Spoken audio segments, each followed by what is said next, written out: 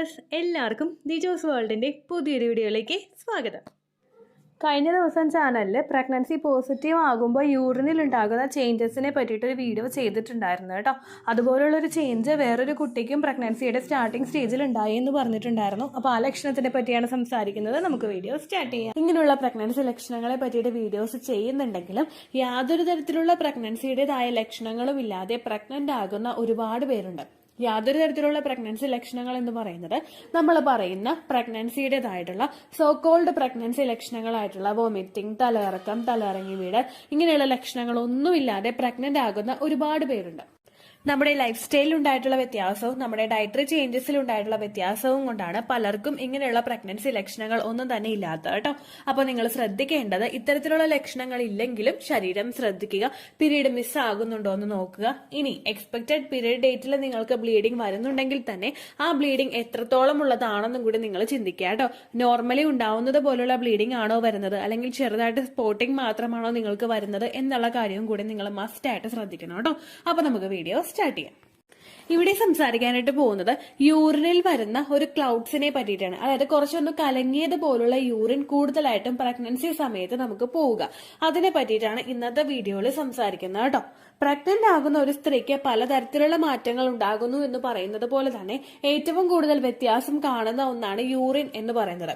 യൂറിനിലൂടെയാണ് നമ്മൾ pregnancy early സ്റ്റേജിൽ തന്നെ ഡിറ്റക്ട് ചെയ്യുന്നത്. അപ്പോൾ തന്നെ നിങ്ങൾക്ക് മനസ്സിലാകും പ്രഗ്നൻസിയുടെ എഫക്ട് യൂറിനിൽ എത്രത്തോളം ഉണ്ട് എന്നതിനെ പറ്റിയിട്ട്.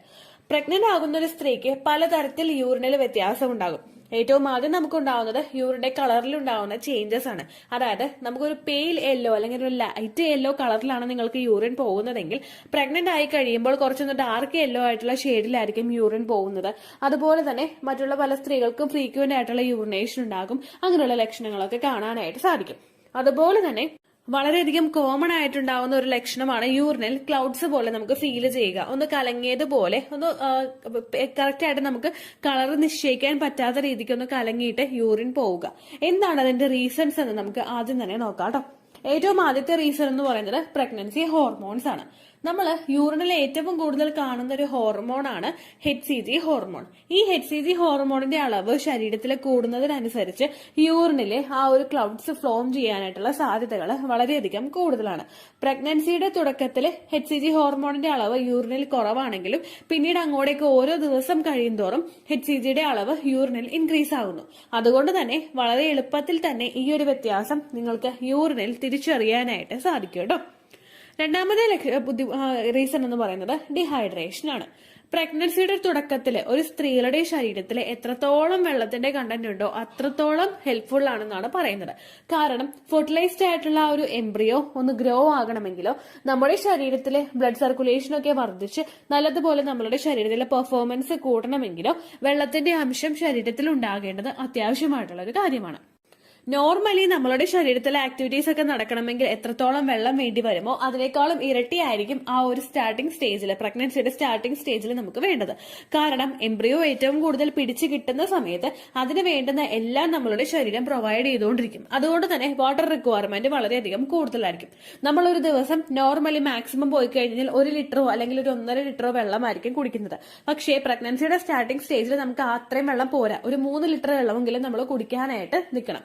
അതിന്റെ ഒരു ഡെഫിഷ്യൻസി ശരീരത്തിൽ ഉണ്ടാകുമ്പോഴേക്കും അത് നമ്മളെ ഡീഹൈഡ്രേഷൻ ഉണ്ടാകും. ഡീഹൈഡ്രേഷൻ വന്നു കഴിഞ്ഞാൽ ഏറ്റവും ആദ്യം നമുക്കത് യൂറിനിൽ തിരിച്ചറിയാനായിട്ട് സാധിക്കും. അങ്ങനെ ഡീഹൈഡ്രേഷൻ ഉണ്ടാകുന്നത് ഇങ്ങനെ ക്ലൗഡി യൂറിൻ ഉണ്ടാകുന്നതിന് ഒരു റീസൺ ആണ് കേട്ടോ. അടുത്തൊരു കാര്യം എന്ന് പറയുന്നത് യൂറിനറി ഇൻഫെക്ഷൻ ആണ്. പ്രഗ്നന്റ് ആകുന്ന പല സ്ത്രീകൾക്കും പ്രഗ്നൻസിയുടെ സ്റ്റാർട്ടിംഗ് സ്റ്റേജിൽ തന്നെ ഉണ്ടാകുന്ന ഒന്നാണ് യൂറിനറി ഇൻഫെക്ഷൻ എന്ന് പറയുന്നത്. പ്രഗ്നന്റ് ആകുന്ന സമയത്ത് നമ്മളുടെ ശരീരം ഒന്ന് വീക്ക് ആവുന്നത് കൂടുതൽ ഇൻഫെക്ഷൻസ് നമുക്ക് ഉണ്ടാകുന്നതിന് കാരണമാകുന്നു. ഇങ്ങനെ പലതരത്തിലുള്ള ഇൻഫെക്ഷൻസ് ഉണ്ടാകുന്ന കൂട്ടത്തിൽ പലർക്കും വളരെ ഫെമിലിയർ ആയിട്ട് ഉണ്ടാകുന്ന ഒന്നാണ് യൂറിനറി ഇൻഫെക്ഷൻ എന്ന് പറയുന്നത്. യൂറിനറി ഇൻഫെക്ഷൻ വന്നു കഴിഞ്ഞാൽ നമുക്ക് യൂറിനിൽ ബാഡ് സ്മെൽ ഉണ്ടാകും. അതുപോലെ തന്നെ യൂറിനിലെ കളർ വ്യത്യാസം ഉണ്ടാകും. യൂറിൻ പാസ് ചെയ്യുമ്പോൾ നമുക്ക് വേദന ഉണ്ടാകും. ഇതെല്ലാത്തിനോടൊപ്പം തന്നെ യൂറിനിൽ ക്ലൗഡ്സ് ഫോം ചെയ്യാനായിട്ടുള്ള സാധ്യതകളുണ്ട്. കലങ്ങി മറിഞ്ഞ് നമുക്ക് യൂറിൻ പോകാനായിട്ടുള്ള സിറ്റുവേഷൻസും അവിടെ ഉണ്ടാവുന്നു. ഈ യൂറിനറി ഇൻഫെക്ഷൻ ഉണ്ടായി കഴിയുന്നത് പല സ്ത്രീകൾക്കും പ്രഗ്നൻസിയുടെ സ്റ്റാർട്ടിങ്ങിൽ തന്നെ ഉണ്ടാവുന്ന ഒരു കാര്യമാണ്. ആ ഒരു വ്യത്യാസം കണ്ടതിന് ശേഷം പ്രഗ്നൻസി ടെസ്റ്റ് ചെയ്ത് നോക്കിയപ്പോഴേക്കും പോസിറ്റീവ് ആയിട്ടുള്ള ഒരുപാട് പേരുണ്ട് കേട്ടോ. അപ്പൊ അങ്ങനെയുള്ള ഒരു വ്യത്യാസവും നിങ്ങൾക്ക് ശരീരത്തിൽ കാണുന്നുണ്ടെങ്കിൽ അതും നിങ്ങൾക്ക് പ്രഗ്നന്റ് ആയതിന്റെ ഒരു സൂചനയായിരിക്കും കേട്ടോ. അടുത്ത റീസൺ എന്ന് പറയുന്നത് യൂറിനിൽ പ്രോട്ടീന്റെ കണ്ടന്റ് കൂടുന്നതാണ്. നമ്മൾ പ്രഗ്നന്റ് ആകുന്ന സമയത്ത് യൂറിനിൽ പ്രോട്ടീന്റെ കണ്ടന്റും അതുപോലെ തന്നെ ഷുഗർ ലെവലും ഗ്ലൂക്കോസ് ലെവലും കൂടാനായിട്ട് സാധ്യതകളുണ്ട്. ഈ പ്രോട്ടീൻ കണ്ടന്റ് ശരീരത്തിൽ കൂടുമ്പോഴേക്കും ഇതിന്റെ ഭാഗമായിട്ട് യൂറിനിൽ അത്തരത്തിൽ ക്ലൗഡ്സ് നിങ്ങൾക്ക് ഫീൽ ചെയ്യാനായിട്ട് ചാൻസസ് ഉണ്ട് കേട്ടോ. അടുത്ത റീസൺ എന്ന് പറയുന്നത് നമ്മൾ എടുക്കുന്ന വിറ്റമിൻസ് ആണ്. ഇപ്പോൾ പ്രഗ്നൻസിയുടെ സ്റ്റാർട്ടിംഗ് സ്റ്റേജിൽ മുൻപായിട്ട് തന്നെ നിങ്ങൾ പ്രിനേറ്റൽ വിറ്റമിൻസ് എടുക്കുന്നവരാണെങ്കിൽ, ഫോളിക് ആസിഡ് ആണെങ്കിലും മൾട്ടി വിറ്റമിൻ മെഡിസിൻസ് ആണെങ്കിലും നിങ്ങൾ എടുക്കുന്നുണ്ടെങ്കിൽ അതിന്റെ ഭാഗമായിട്ട് നമ്മൾ യൂറിൻ പാസ് ചെയ്യുമ്പോഴേക്കും ഈ ഒരു വ്യത്യാസം നിങ്ങൾക്ക് തിരിച്ചറിയാനായിട്ട് സാധിക്കും. അതുപോലെ തന്നെ ഫോളിക് ആസിഡിന്റെയും അയോണിന്റെയും ഒക്കെ സപ്ലിമെന്റ്സ് എടുക്കുന്നവർക്ക് യൂറിനിൽ ഒരു കളർ ചേഞ്ചസും നേരത്തെ തന്നെ തിരിച്ചറിയാനായിട്ട് സാധിക്കും. അപ്പോൾ ഓൾറെഡി ഈ ഒരു മെഡിസിൻ എടുക്കുന്നവർക്ക് ചിലപ്പോൾ ഈ ഒരു വ്യത്യാസം എളുപ്പത്തിൽ മനസ്സിലായിക്കൊള്ളണമെന്നില്ല. പക്ഷെ അങ്ങനെ അല്ലാതെ പ്രഗ്നൻസി ഇപ്പൊ ആയി കഴിഞ്ഞിട്ട് ഡോക്ടറെ പോയി കണ്ടുവന്നിട്ട് നമ്മൾ ഇത്തരത്തിലുള്ള സപ്ലിമെന്റ്സ് ഒക്കെ സ്റ്റാർട്ട് ചെയ്യുന്നവരാണ് നിങ്ങളെങ്കിൽ നിങ്ങൾക്ക് ഈ ഒരു വ്യത്യാസം എളുപ്പത്തിൽ യൂറിനിൽ കണ്ടുപിടിക്കാനായിട്ട് സാധിക്കും കേട്ടോ. അപ്പോൾ ഇത്രയുമാണ് യൂറിനിൽ ക്ലൗഡ്സ് ഉണ്ടാവാനായിട്ടുള്ള ഒരു ക്ലൗഡി യൂറിൻ ഫോം ചെയ്യാനായിട്ടുള്ള റീസൺ എന്ന് പറയുന്നത് കേട്ടോ. പ്രഗ്നന്റ് ആകുന്ന സമയത്തും ഡിഹൈഡ്രേഷൻ ഉണ്ടാവുമ്പോഴും ഡയബറ്റീസ് ഉണ്ടാവുമ്പോഴും ഇത്തരത്തിലുള്ള വ്യത്യാസം നമുക്ക് കാണാം. അതുകൊണ്ട് തന്നെ നമ്മൾ നമ്മുടെ ശരീരത്തിനെ കെയർ ചെയ്യുന്നതോടൊപ്പം നമ്മുടെ യൂറിനിൽ എത്തരത്തിലുള്ള ചേഞ്ചസ് ആണ് വരുന്നത് എന്നുള്ള കാര്യം കൂടി നിങ്ങൾ മസ്റ്റ് ആയിട്ട് ശ്രദ്ധിക്കണം. ഇപ്പൊ യൂറിനിൽ ഒരുപാട് ഡാർക്ക് കളറായിട്ട് പോകുന്നുണ്ടെങ്കിലും ഒരുപാട് സ്മെല്ല് നമുക്ക് ഉണ്ടാവുന്നുണ്ട്, ഒരുപാട് ഫൗൾ ആയിട്ടുള്ള സ്മെല്ല് നിങ്ങൾക്ക് ഫീൽ ചെയ്യുന്നുണ്ടെങ്കിൽ, അതുപോലെ തന്നെ യൂറിനിൽ ആ ഒരു വരുന്നതിന്റെ കളറിൽ വ്യത്യാസം, അതുപോലെ ക്ലൗഡി ആയിട്ടുള്ള യൂറിൻ കൂടുതലായിട്ട് പോകുന്നത് കണ്ടു കഴിഞ്ഞ് നിങ്ങൾ ആദ്യം തന്നെ പ്രഗ്നൻസി ടെസ്റ്റ് ചെയ്ത് നോക്കണം. എക്സ്പെക്ടഡ് ഡേറ്റ് കഴിഞ്ഞിട്ട് നിങ്ങൾ പ്രഗ്നൻസി 5 days എങ്കിലും കഴിഞ്ഞിട്ട് പ്രഗ്നൻസി ടെസ്റ്റ് ചെയ്ത് നോക്കുക. അതിന് നിങ്ങൾക്ക് നെഗറ്റീവ് റിസൾട്ട് ആണ് കിട്ടുന്നതെങ്കിൽ പിന്നെ നിങ്ങൾ ആ ഒരു യൂറിൻ വെച്ചുകൊണ്ടിരിക്കാതെ ഉടനെ തന്നെ നിങ്ങൾ ഡോക്ടറെ പോയി കാണുക. ചിലപ്പോൾ യൂറിനറി ഇൻഫെക്ഷൻ ഉണ്ടാകുന്നത് കൊണ്ടോ അല്ലെങ്കിൽ ഡയബറ്റീസ് ഉണ്ടാകുന്നത് കൊണ്ടോ ആയിരിക്കും ഇത്തരത്തിലുള്ള വ്യത്യാസം നിങ്ങൾക്ക് വരുന്നത് കേട്ടോ. ഇനി പ്രഗ്നൻസി ടെസ്റ്റ് ചെയ്യുന്ന സമയത്ത് നമ്മൾ മറ്റൊരു കാര്യം കൂടി ശ്രദ്ധിക്കണം. ഇടനേരങ്ങളിലാണ് നിങ്ങൾ പ്രഗ്നൻസി ടെസ്റ്റ് ചെയ്ത് നോക്കുന്നതെങ്കിൽ, അതായത് മോർണിംഗിലെ ആദ്യത്തെ യൂറിൻ എടുത്തിട്ടല്ല നിങ്ങൾ പ്രഗ്നൻസി ടെസ്റ്റ് ചെയ്ത് നോക്കുന്നതെങ്കിൽ, ഉച്ചയ്ക്കോ ഈവനിങ്ങോ ആണ് നിങ്ങൾ ചെയ്ത് നോക്കുന്നതെങ്കിൽ ഒരുപാട് വെള്ളം നിങ്ങൾ കുടിച്ചിട്ടില്ല എന്നുള്ള കാര്യം നിങ്ങൾ ഉറപ്പുവരുത്തണം. ഒരു 4 hours എങ്കിലും ഒരുപാട് വെള്ളം കുടിക്കാതെ ഇരുന്നിട്ട് വേണം നിങ്ങൾ പ്രഗ്നൻസി ടെസ്റ്റ് ചെയ്ത് നോക്കാൻ വേണ്ടിയിട്ട്. കാരണം നിങ്ങൾ വെള്ളം കൂടുതൽ കുടിക്കുമ്പോഴേക്കും ഏർലി സ്റ്റേജിൽ നമ്മുടെ യൂറിനിലുള്ള HCG ഹോർമോണിന്റെ അളവ് കുറയാനായിട്ട് സാധ്യതയുണ്ട്. യൂറിൻ ഡൈല്യൂട്ട് ആവുന്നതിനനുസരിച്ച് HCGയുടെ അളവ് ശരീരത്തിൽ കുറയുന്നു. അങ്ങനെ വന്നു കഴിഞ്ഞാൽ നമ്മൾ എടുക്കുന്ന ആ ഒരു യൂറിനിലും ആ വ്യത്യാസം ഉണ്ടാകും. നിങ്ങൾക്ക് കൃത്യമായിട്ടുള്ള റിസൾട്ട് കിട്ടില്ല കേട്ടോ. ആ ഒരു കാര്യം കൂടി പ്രഗ്നൻസി ടെസ്റ്റ് ചെയ്ത് നോക്കുമ്പോൾ നിങ്ങൾ മസ്റ്റ് ആയിട്ട് ശ്രദ്ധിക്കാം. പ്രഗ്നന്റ് ആണെങ്കിലും പ്രഗ്നന്റ് അല്ലെങ്കിലും നിങ്ങളെ കൊണ്ട് എത്രത്തോളം വെള്ളം കുടിക്കാൻ പറ്റുമോ അതിന്റെ ഇരട്ടി വെള്ളം കുടിക്കാനായിട്ട് നിങ്ങൾ ശ്രദ്ധിക്കുക കേട്ടോ. കാരണം ഏർലി സ്റ്റേജിൽ അണ്ടത്തിന്റെയും ബീജത്തിന്റെയും അതുപോലെ ഫെർട്ടിലൈസ്ഡ് ആയിട്ടുള്ള എംബ്രിയോയുടെയും ഒക്കെ വളർച്ചയ്ക്ക് ഏറ്റവും കൂടുതൽ സഹായിക്കുന്നതാണ് വെള്ളം നമ്മൾ ഉപയോഗിക്കുന്നതിന്റെ അളവ്. ഇത്രയേ ഉള്ളൂ വീഡിയോ. യൂസ്ഫുൾ ആയി കാണുമെന്ന് വിശ്വസിക്കുന്നു. യൂസ്ഫുൾ ആവുന്നുണ്ടെങ്കിൽ ലൈക്ക് ചെയ്യുക, ഫ്രണ്ട്സിനൊക്കെ ഷെയർ ചെയ്ത് കൊടുക്കുക കേട്ടോ. എന്തെങ്കിലും സംശയം ഉണ്ടെങ്കിൽ നിങ്ങൾ കമന്റ്സിൽ ചോദിക്കുക. പണ്ടത്തെ വീഡിയോയ്ക്ക് കമന്റ്സ് ഇടുന്നവർക്ക് റിപ്ലൈ ലഭിക്കുന്നില്ലെങ്കിൽ ലേറ്റസ്റ്റ് ആയിട്ട് ഞാൻ ഏത് വീഡിയോ ആണോ അപ്ലോഡ് ചെയ്യുന്നത് അതിന് താഴെ കമന്റ് ഒന്ന് കോപ്പി പേസ്റ്റ് ചെയ്യാനായിട്ട് ശ്രദ്ധിക്കുക കേട്ടോ. അതുപോലെ ഓവുലേഷൻ ഡേറ്റ് കാൽക്കുലേറ്റ് ചെയ്ത് തരാനായിട്ട് റിക്വസ്റ്റ് ചെയ്യുന്ന ആളുകൾ എത്രയാണോ സൈക്കിൾ ലെങ്ത് അത് മെൻഷൻ ചെയ്യാനായിട്ട് ശ്രദ്ധിക്കുക.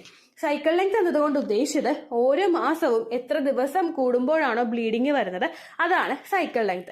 കഴിഞ്ഞ മാസം ഒരു 8-ാം തീയതിയാണ് ബ്ലീഡിങ് ആയതെങ്കിൽ ഈ മാസം 6-ാം തീയതിയാണ് ബ്ലീഡിങ് ആയതെങ്കിൽ കഴിഞ്ഞ മാസം 8-ാം തീയതി മുതൽ ഈ മാസം 6-ാം തീയതി വരെ എത്ര ദിവസമുണ്ടോ അത് കാലണ്ടറിൽ എണ്ണി തിട്ടപ്പെടുന്നതാണ് നിങ്ങളുടെ സൈക്കിൾ ലെങ്ത്.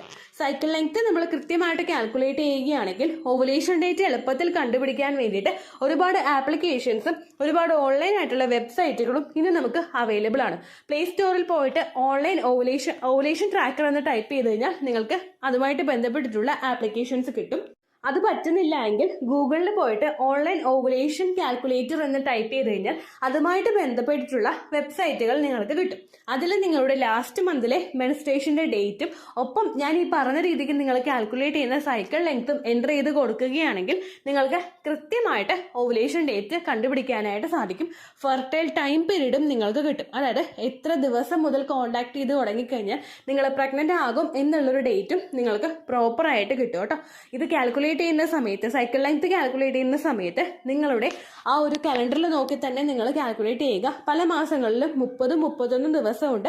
അതുകൊണ്ടാണ് അങ്ങനെ പറഞ്ഞത്. ഒപ്പം നിങ്ങൾക്ക് ബ്ലീഡിങ് തുടങ്ങിയ ദിവസത്തിന് വേണം നിങ്ങൾ ഡേ 1 ആയിട്ട് എടുക്കാൻ വേണ്ടിയിട്ട്. സ്പോട്ടിങ് തുടങ്ങിയ ദിവസത്തിനെ, അതായത് ചെറുതായിട്ട് ഡിസ്ചാർജ് പോയി തുടങ്ങിയ ദിവസത്തിനെ നിങ്ങൾ കൺസിഡർ ചെയ്യേണ്ട ആവശ്യം ഇല്ല കേട്ടോ. അപ്പോൾ ഇത്രയേ ഉള്ളൂ വീഡിയോ. അടുത്തൊരു വീഡിയോ ആയിട്ട് നമുക്ക് വീണ്ടും കാണാം. ബൈ.